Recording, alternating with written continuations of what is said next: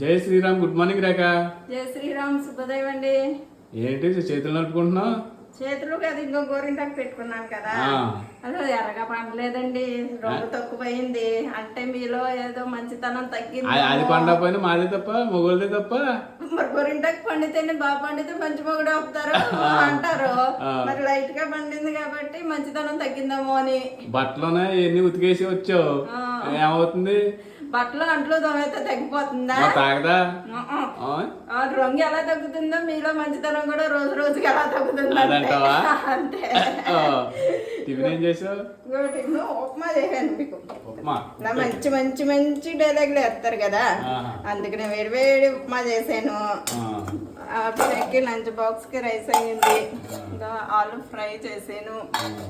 మీకు టీ పెట్టాను. అది ఈరోజు టిఫిన్ లంచ్ బాక్స్ని. హాయ్ ఫ్రెండ్స్, అందరికీ శుభోదయం. అందరూ ఎలా ఉన్నారు? బాగున్నారు? మేమైతే చాలా బాగున్నాము.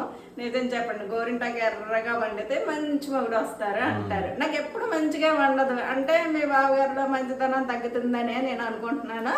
కామెంట్ చేసేయండి.